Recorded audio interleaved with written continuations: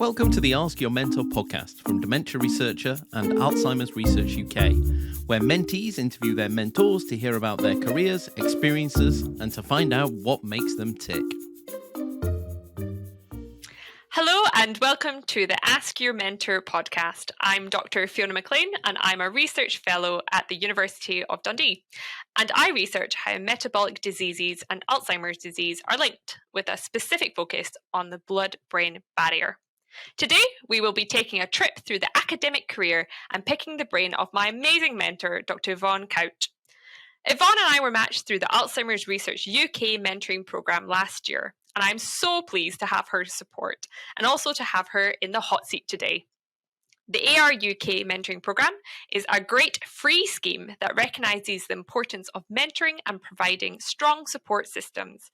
It provides an opportunity to learn from someone with more experience, to be challenged and encouraged, and to gain access to resources that may not otherwise be available. It's all about creating positive connections. So today I get to shift the focus away from me and back to her. So welcome to my fantastic guest and mentor, ARUK Research Fellow and Associate Professor at the University of Oxford, Dr Yvonne Couch. Hello, Yvonne.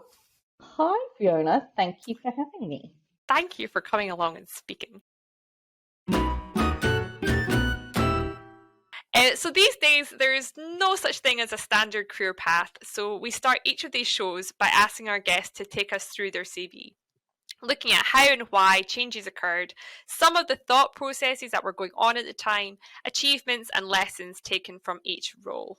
Yvonne, can you cast your mind back to 2002 and you're a fresh-faced 18-year-old deciding on a university and a degree course? So where did you go, and did you know at that stage what you wanted to do with your life? Well, I'm going to start by saying thanks for making me feel that old. But I had wonderfully supportive parents. So neither of my parents are academics. I have an uncle who was a surgeon, but otherwise I don't come from a particularly academic family. But my parents were sort of keen for me to do whatever I enjoyed, basically. And I remember particularly enjoying the Royal Institute Christmas lectures. So they're put on every Christmas. And when I was I think I must have been about 10-ish, Susan Greenfield was the first woman to give one, and she had a brain in a jar. And as a 10-year-old, I was like, that looks like an awesome job. I want a job where I get to have a brain in a jar. And so I was always sort of interested in brains, and there were Reef lectures when I was younger as well by a chap called Vilana Ramachandran, who was interested in neurology and when bits of the brain go wrong, what happens to your behavior and your personality. And so I just sort of was always a bit fascinated by brains. So neuroscience seemed like a sensible fit. So I just applied to lots and lots of different universities, big universities in big cities that did neuroscience. And it was mostly because I came from quite a small town and I wanted to sort of experience big city life. So I ended up in Manchester doing neuroscience.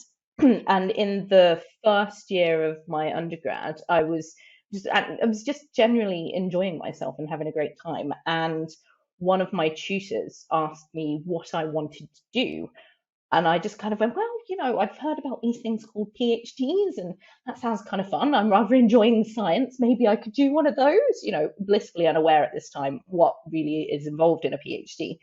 And he said he thought it was probably a good idea, but that maybe I should get some more experience. So I was originally signed up to do a 3-year undergrad, just regular BSc. But Manchester offers a BSc with a year in industry. So he said, why don't you swap to that? And that means in your third year, you spend a year in a lab somewhere.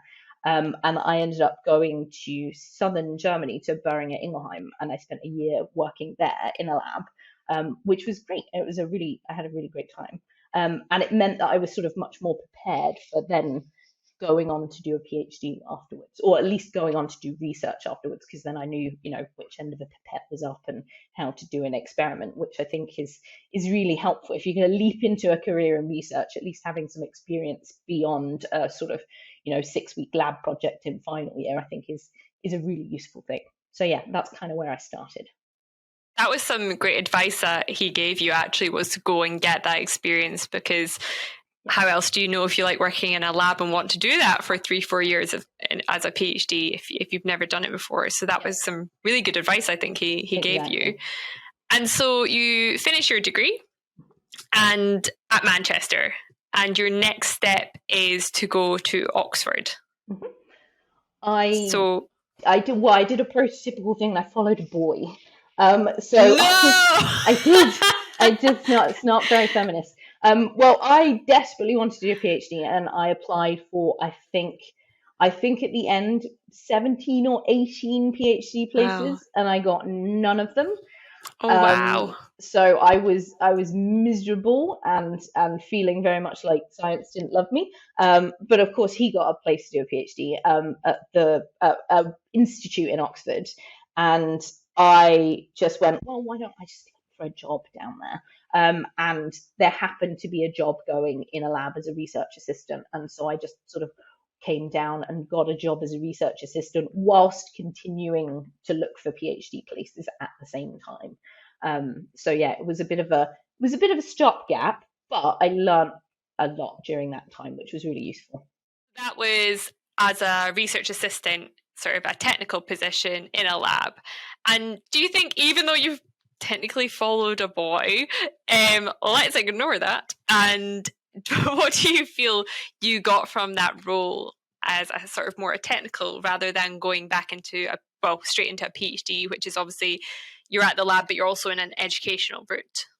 Well, so this was a really interesting position because it was in a lab where the PI was not particularly present. He was a really nice guy. He was just so busy, he was barely there. And one of my best friends to this day, who's still in Oxford, who I still see, she was a PhD student at the time, and she said, it's great, he's never around, you can do what you want. Which, from a scientific point of view, I just found amazing. And it was a GSK funded industry project. So it was an industrial collaboration between this lab and GSK.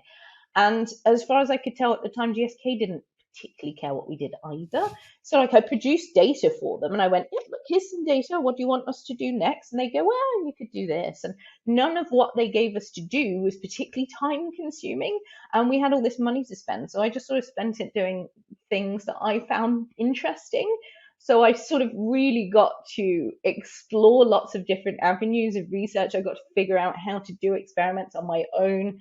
I reached out to lots of random scientists around the world and went, oh, look, you're the man who discovered ATP. Could you please help me with this ATP assay? Which was clearly inappropriate, but it worked really, really well. And it was immense amounts of fun. And the lab moved as well physically. Like, it only shifted within a building, but it taught me a lot about sort of lab organization and the best way to like fill space and really tragic things like that, like actually cataloging a lab and having records and things being particularly important. The amount of random stuff we discovered in freezers that wasn't labeled, and so I'm now a fiend for labeling things. So I did learn. Yes. I learned lots and lots of stuff that was useful in many, many different ways during my time. Do you have your own label maker? I don't. We got one, and it pitched a fit and died. And I did, when it was probably because when we got it, I just started labeling things in the lab, like cupboard, drawer, and yeah, I think I got overused it on dumb stuff and didn't actually label anything useful. With GSK money, you'd hope you could buy a new label maker. But anyway, so you've been a research assistant, and then, so how did you get your position at doing your PhD? So did you do a master's, or you're nodding for everyone who can't see, so nodding away. So yeah, what was your next step after that research assistant position? Well, so this is gonna sound like a very convoluted story, but it's a demonstration of how inbred science is. So the project I did as an undergrad in Manchester in my final year was it was at the time, it was sort of Nancy Rothwell's Uber lab, but Stuart Allen was sort of a mini PI with it. He's now an enormous PI in his own right. He's got a huge group up in Manchester. But I was doing a undergrad project in his lab, and he was collaborating with the chap who ended up being one of my PhD supervisors, Daniel Anthony. And he'd contacted him towards the end of my undergrad and said that I wanted to do a PhD, and he'd not got any space at the time. When I was running out of RA money, the guy I was working for as an RA was friends with Daniel. So it all got very inbred. And Daniel basically said, look, I run this master's course. So it was an MSc in pharmacology. He said, we've got some funded places. And he said, frankly, I'd rather give it to somebody I know who might actually be good. So I ended up on a master's in pharmacology, which is actually really, really good. It had lots of, I learned lots and lots of in vivo skills. So I got a lot of surgical experience in. I started getting a lot of teaching experience in, which was really useful. I didn't want to do it, but I was forced into it because I was in the lab of the person who ran the course. So I got sucked into teaching. And then as part of that, the BBSRC also funded a few studentships for PhDs in the department. And he encouraged me. He had a project that he'd got planned with 2 other people from different departments and said, we've got this project we'd like you to do because we think your skills sort of fit it. We think you should apply. So I applied for that and ended up getting that as well. So I ran from an MSc into a PhD. So they were doing slightly different projects, but it was in the same building essentially. Fantastic. So did that take you like 3 years, 4 years? The MSc took me a year, and then the PhD took me 3 years, plus all the fanning around that you have at the end of the PhD. So I handed in on time, but I didn't have my Viva for ages because my 2 examiners could never find a time that was mutually beneficial. So I think my Viva was delayed by like 6 months or 7 months or something. Wow. Insane. So there was a gap of time where I was in limbo essentially. That's a long time to wait on your Viva. So you finally have your Viva, you pass your PhD, and what's your next step? So you start looking for postdocs, or did you look for other jobs? What did you do? I did a bit of both. So in the middle of my PhD, I had a panic. So it's probably about 2 years in when everybody starts having the panic, when they just go, oh my God, I'm going to have to get a job at the end of this. What do I do? And so I looked at lots of different jobs. I actually went and had a chat / informal interview at a medical writing company because I quite enjoyed writing. And the only thing that put me off was we had a pause while somebody nipped out of the room to get tea. And the chap I was left with, I tried to make small talk with him, and he used to be a bench scientist. And I said, well, if you have a choice between, going back to the bench and working here, what would you do? And he went, 100% go back to the bench. And I was like, oh, okay, well, you've not. Apparently, it's a very lovely company to work for, but you fundamentally crushed. If I like working at the bench, which I do, then this is clearly maybe not for me. So I'd look for that. And then in the final year of my PhD, I ended up doing some work with a lady in Denmark called Kate. And she said, towards the end of my PhD, she said, I'm applying for some money. And it's one of those pots of money where it has to be a person and a project at the same time. And we think, at that point, from her perspective, I think you've got University of Oxford stamped on you, you look shiny, is a useful thing. And it looked like she was sort of attracting talent from outside the university and stuff. So I was a good fit for her project, and she needed someone to do stuff. And we'd been doing a bit of work together. We knew we got on. So essentially I kind of had this job lined up in Denmark, but it was only for a year. So it was a very short thing. And I also had, by this point, Boy was still around, and we had a house rabbit. By this point we had fish. And I didn't want to just sort of go, but I'm leaving, I'm going to Denmark for a year, and I'll see you in a year's time, because that seemed a little bit cruel. So I did this thing where I sort of went out there for a few weeks and then came back for a few weeks and went out there. So I went back and forth to Denmark for a year, which was an interesting experience. At least you got to see your rabbit. I did, yes, and your so. Fish. Yes, so yes. Very important. So was that from looking at your CV? Was that the Carlsberg Research Fellow? Yeah. Just to check, that's the beer, right? Yes, very much. They fund science. I'm not entirely sure. I love it. That's so good. Probably so the best. Drink beer. Was that the Carlsberg adverts? Was it probably the best whatever I in think the so. world? So there you go. I probably if Carlsberg did it, Exactly. So if Carlsberg did science, they'd make Yvonne. The That's best how good she science is. in the world. Exactly. I love that. So that was, and so while you were out in Denmark, what did you learn? Because it's a completely different system. It's a different country. Like, what were the key sort of things you learned there, and what was different from your experience here in the UK? So it's a very, very lovely country to live in if you have a family. So their masters take much longer and their PhDs take much. Their masters are often 2 years long, and their PhDs are sort of between 3 and 4 years often. And a lot of the time, because they know it's so sort of family friendly, the PhD students have children. So I was at that point a postdoc in amongst PhD students who were older than me and who had babies.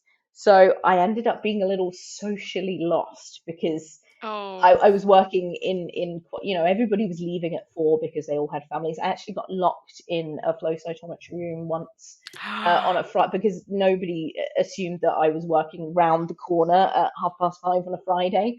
And fortunately, there was a lock on the inside as well. But it was very quiet. But it was a very lovely place to work, and the university is really, really nice. But it was a different environment, and I got lots of good sort of scientific experience out of it. And they're much more sort of open about their research. What I really enjoyed was their approach to in vivo research. So I was doing some experiments at some point, and a horde of people came into this room where I was doing some dissections. And the guy said something to me in Danish, and I said, "I'm really sorry. You've caught an English person. And Danish is a horrible language to learn, and they tell you not to learn it unless you're going to live there forever. Don't learn it. It's just really difficult to speak." So I just told him that I was English, and he went, "Oh no, that's fine." He said, "Tell me what you're doing, and I'll tell them." And so I told him, and it was, there was bits of mouse everywhere, and I was like, this is a bit horrendous to be witnessing. He said, "No, it's really important for them to know what you're doing." And he said, "And tell me why you're doing it."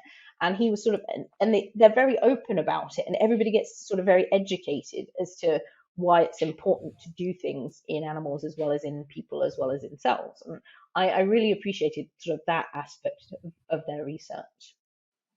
That's really important. That's really good.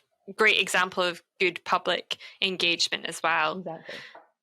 So you've been out in Denmark. You were there for a year. And then what was your next move after that? So you thought, Danish, hard to learn. Well, so missing the fish and the rabbit. Very much so. And at that point, it was sort of it was this not middle career, because I was only a year in. It was a slight, I don't really know what to do next panic. But because what I was doing when I was in Denmark, I was back and forthing to the UK. But what I'd done was I'd sort of ingratiated myself into this lab in Oxford that was run by a chap called Alistair Buchan.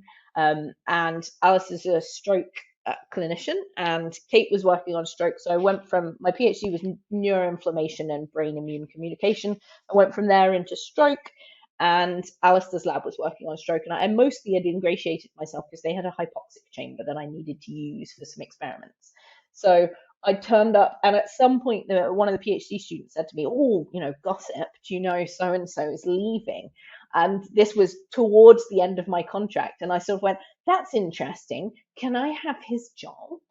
And this guy's face just went, "Oh, that's a great idea." And essentially I wasn't a shoe-in, but when you've got someone who already knows where all the pipettes are and where you keep the glassware, it's so much easier. You don't have to spend 2 weeks going, "And the PBS is in this corridor, and this is where we keep the ice, and you have to fill all these," because I already had all the forms and the cards and the access.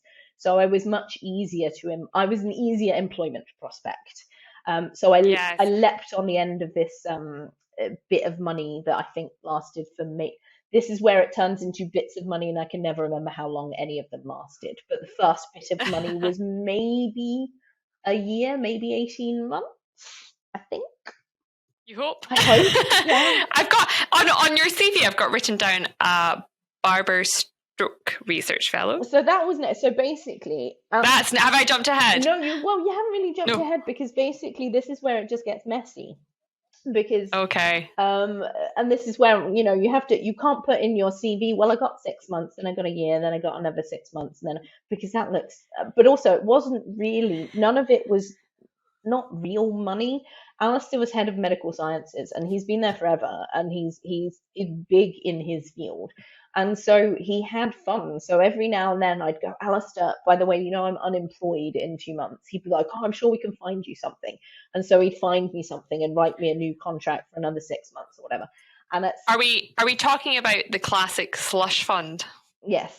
The much. magic slush funds Exactly. that don't exist for new researchers anymore, but if you hunt around, some of the older generation have these wonderful slush funds Exactly. that actually probably have funded so many great research projects, and I'm quite sad that they kind of don't exist anymore.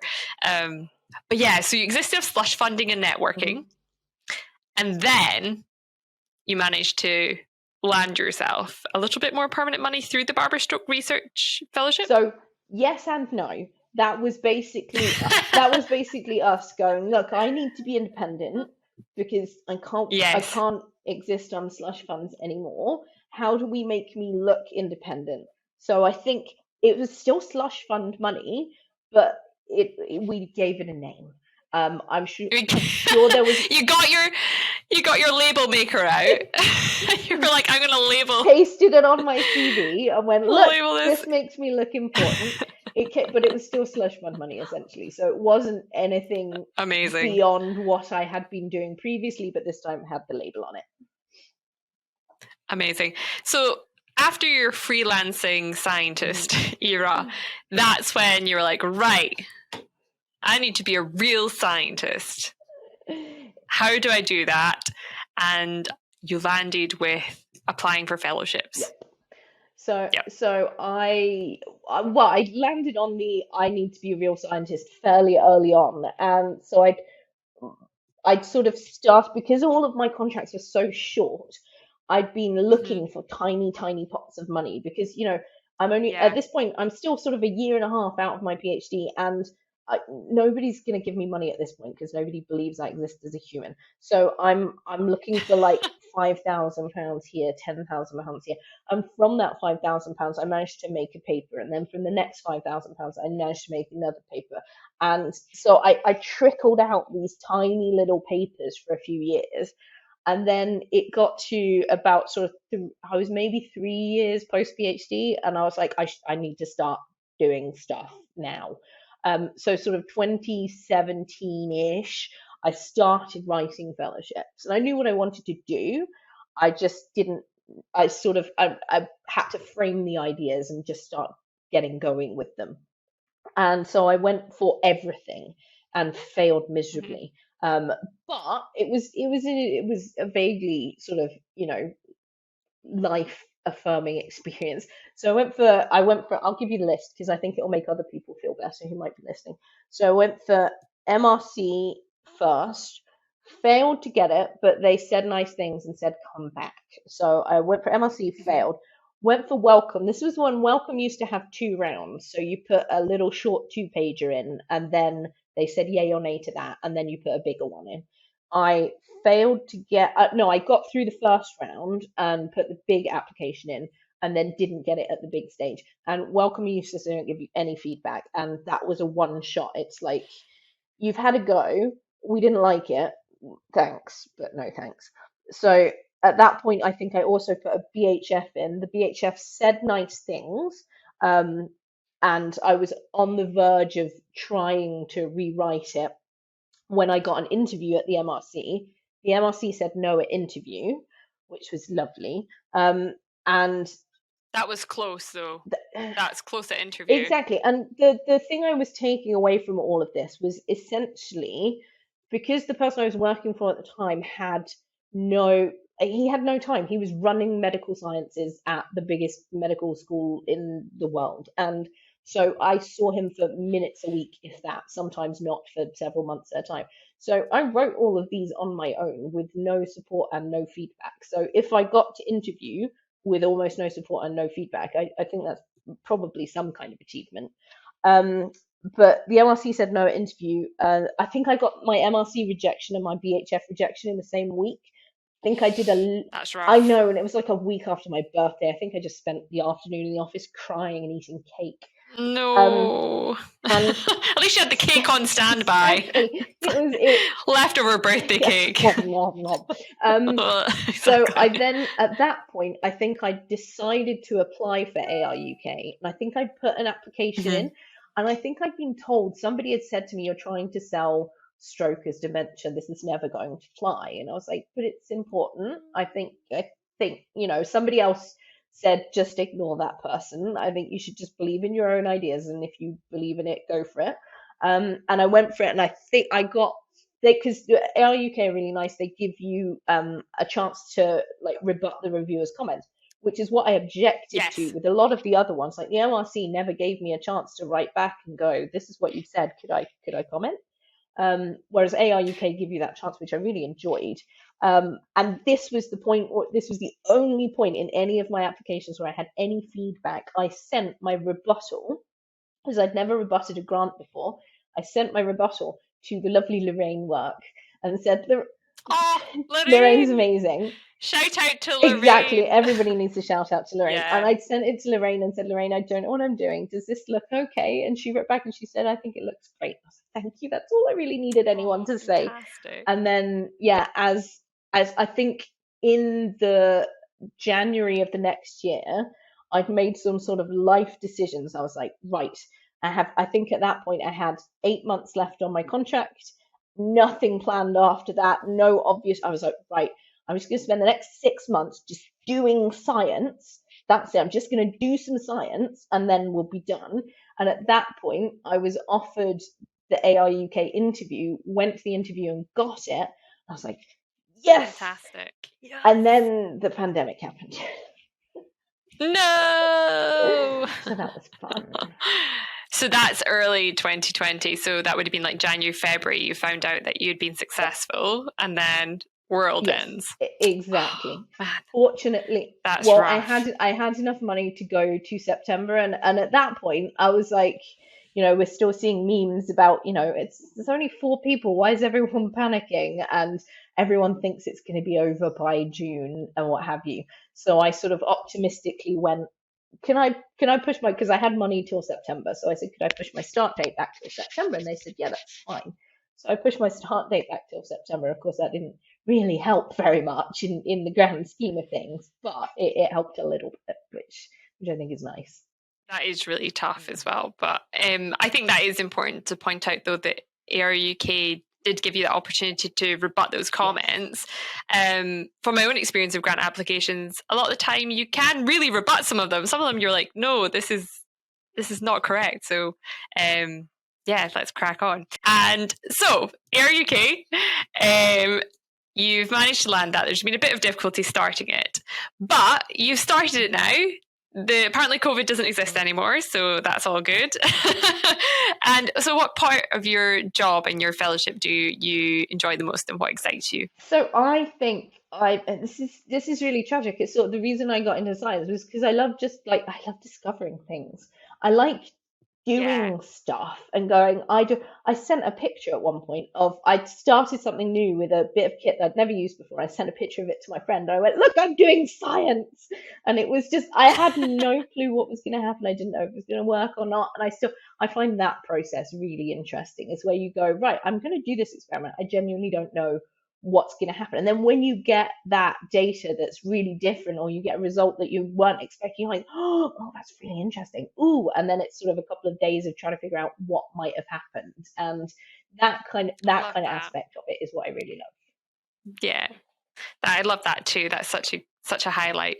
And what advice would you have for someone who is maybe feeling a bit demotivated in their own research? So I'm a big fan of task switching. So I suffer from this a lot, and it's something where I hate admin tasks. I'm really terrible at them. I've just had a bunch of home office license stuff to deal with, and it's the bane of my life. And I really dread doing it, and finding the motivation to do stuff like that is really difficult.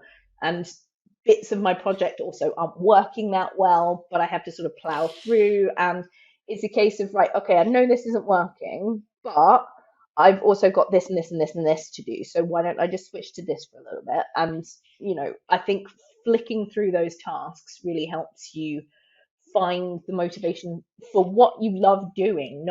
It doesn't necessarily have to be that task in particular. So I think jumping around is a really helpful thing if you're feeling a bit demotivated.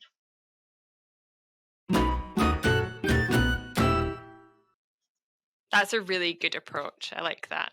So in this part of the show, we're going to do some quick fire questions. So just short, snappy answers, and we'll fire on through them.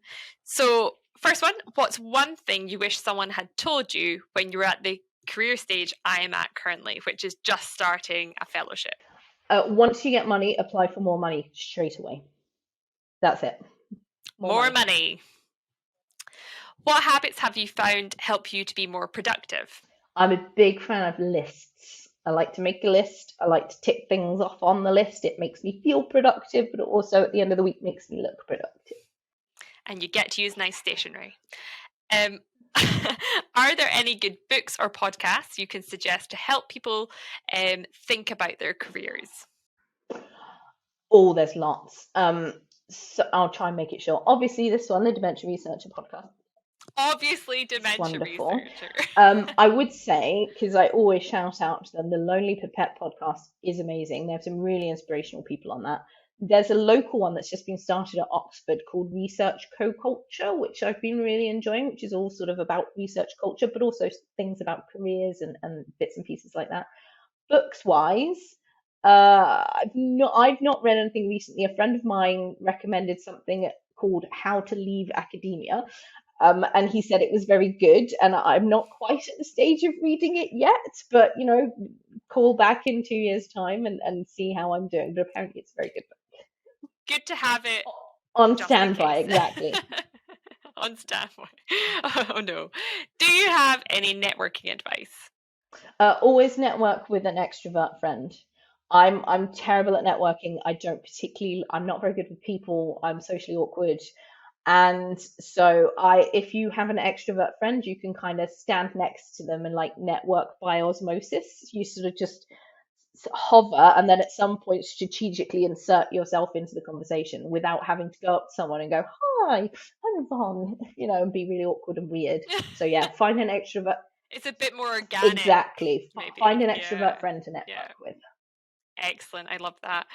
How and where do you find inspiration in your research? Ooh, that's an interesting one. I would say just in the process of doing my research, I find inspiration. So just, an experiment that does or doesn't work and talking to other people about my research as well, I find surprisingly inspiring. I have a couple of people who I see on I would say bi-monthly basis, so once every couple of months, and we just sit and we chat and we talk about their work and about my work and where our work might sort of integrate, and I find that kind of stuff really, really motivational, really inspirational. How do you maintain a good work-life balance? Oh, I have a dog. I do realize this is not for everybody, but I think he needs feeding in the evenings, so I'm pointing. You have a dog. I have a dog. I thought you said you had a jock, and I was like, no. is Jock a dog or a cat or? No, I have a dog, and you have a dog. What's your dog called? My dog is called Ovi, and he is currently asleep right next to me. And he needs feeding and walking, so I have to leave work. I can't stay in work until 9 o'clock in the evening because he'd starve and probably pee in the kitchen or something. But also, that's not fun for anyone. No, exactly. But also by realizing that it's just a job and nobody is gonna die if I don't work like an insane person, and I will be happier if I don't work like an insane person. So I think just being a bit selfish occasionally and going, do you know what, my happiness is important. So your email can wait till Monday, frankly. Absolutely. I think dogs are great. Everyone should get a dog, and you should get another dog and call it Jock. What's a goal you're currently working towards? More money. More money doesn't, and that sounds like a very greedy goal, but I need to start applying for more fellowships early next year. So at the moment I'm working towards getting 2 papers finished, And once I've got them finished, then I will feel more confident about applying for fellowships. So I would say goal is probably the papers at the moment. Papers with the end goal to be next lot of funding to keep the lab running. Fantastic. So that was it. That was our last quickfire question. So I'm just going to do a quick summary and recap of what we've learned from Yvonne. So I think one of the main things that I took away was actually sometimes just to keep going. It sounds like sometimes the easiest thing would have been to almost look outside of academia and not keep pushing, but you really used your network and the people and just found those pots of money to keep your research and your career going. So I think that's really a really good thing for other researchers to hear, because sometimes it can feel like you get a lot of rejections and you're not getting those pots of money to keep you going. But if you do keep on applying, then eventually something will land in your lap. So I think that's a great takeaway. And also to be almost quite like structured in your kind of your, not just your daily life, but like your long-term goals as well. So have that good sort of daily work-life balance where you can be a human as well as a researcher and a scientist, because it's not sustainable to do 12-hour days in the lab all day, every day. And at the same time, have a plan, like have that, 3-year plan to say, right, when am I going to start applying for my next fellowship? When am I going to put in that project grant? To do that, when do I need to have these papers done by? And lastly, I would sort of take away from what you said is make sure you enjoy the science, right? Because from that chat you had when you went to the medical writing company, something became very clear to you there that you love being at the bench and you love being that hands-on scientist. And I can really relate to that as well, because I love that too. There's nothing more than I love, being at the bench, and everything else I do, writing grants papers, is just to enable that, really. So I think that's a really fantastic thing to end on, is if you love science, pursue it. So. And I'd just like to say thank you so much for being my mentor as well. And we haven't talked much about how much that's helped me, but Yvonne is a fantastic person who's given me advice, not only through this mentorship program with Alzheimer's Research UK, but actually, I think I randomly got in contact with you, potentially through some people we know. They were like, when I was applying for fellowships, they said, speak to Yvonne. And we kind of got in contact then, and you really helped me. I read one of your fellowship applications. Yes, you did. And you sent me one. And from the one that you sent, I completely restructured how I was writing fellowships. It completely changed the way I was communicating my science and writing it. And then after that, I ended up being successful in getting my own. Excellent. So that was amazing. And thank you so much for that help then. And thank you for your continued support with my own career as well. We're now in the last segment of the show, and before we finish, we just want to talk a little bit about mentoring. So Yvonne, why did you decide to be a mentor, and what advice would you have for anyone listening who doesn't have a mentor? So I would say I probably decided to be a mentor because there are things that I've done wrong, which I'd like other people to be able to avoid, but also because I enjoyed looking at other people's mentoring styles that I've had over the years, sort of people I've interacted with. And I wanted to sort of pass some of what I found beneficial on to others. Plus, sometimes, like, this sounds really tragic and self-involved, sometimes it's just nice to be needed by people. Oh, you're definitely needed, Yvonne. As your mentee, you're definitely needed. And so who do you think can be a mentor? I think anyone can be a mentor, as long as you have slightly more experience than the person you're mentoring. I think there's no barriers to sort of seniority. If you're a PhD student, you could mentor undergrads. If you're, junior faculty, you can mentor PhD students and postdocs. You can, I don't think career stage is a barrier to being a mentor. I think it's important to say to people that sometimes different mentors are required at different times in your career, and sometimes you need different mentors for different things, right? So I always keep that in mind as well. So thinking practically, how do you prepare for your mentoring meetings as a mentor and as a mentee? So interestingly, ARUK gave us some spectacular training on this. I was not expecting to enjoy it and really did.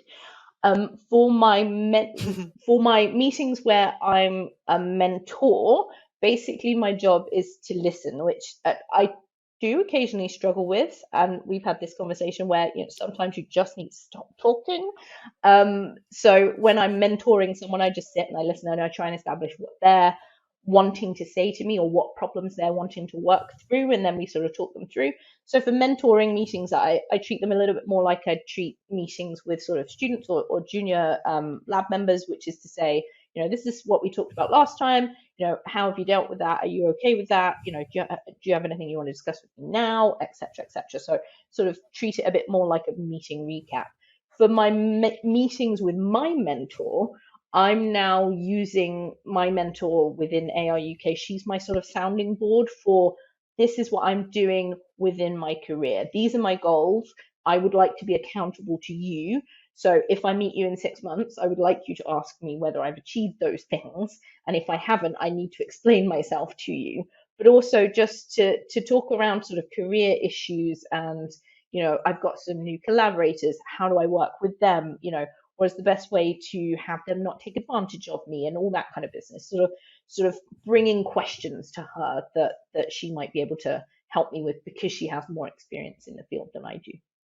That's so important, and it's great to have that person who's removed from your immediate situation to sort of bounce those ideas off.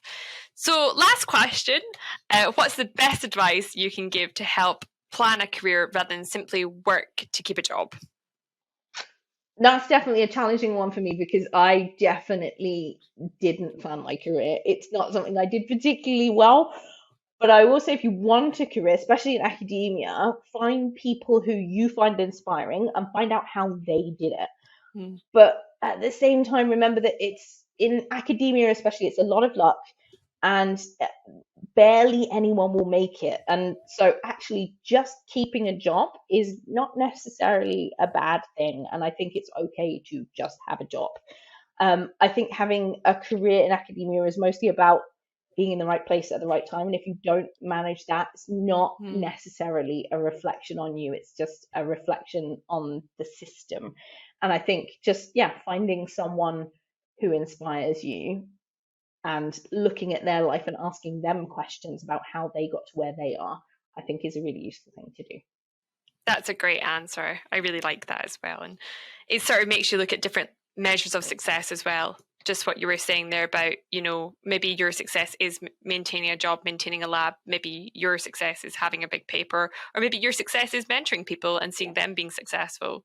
So that's a lovely sort of sentiment to end on. Thank you. Well, that is all we have time for today. I would like to thank my amazing mentor and guest, Dr. Yvonne Couch. If you would like to find more out about Yvonne and her work, you will find that she is also a regular blogger on the Dementia Researcher website. So please do go and have a look at dementiaresearcher.nihr.ac.uk. Thanks, Fiona. It was really good to chat to you, and hopefully people out there have found this useful. And to you listeners, we will be back soon with another mentee grilling their mentor. Hopefully didn't grill you too much, Yvonne. But for now, I'm off to go and plan out my own career. I'm Dr. Fiona McLean, and you have been listening to the Ask the Mentor podcast from Dementia Researcher in association with Alzheimer's Research UK. Thank you for listening to the Ask Your Mentor podcast from Dementia Researcher and Alzheimer's Research UK, supporting early career dementia researchers across the world.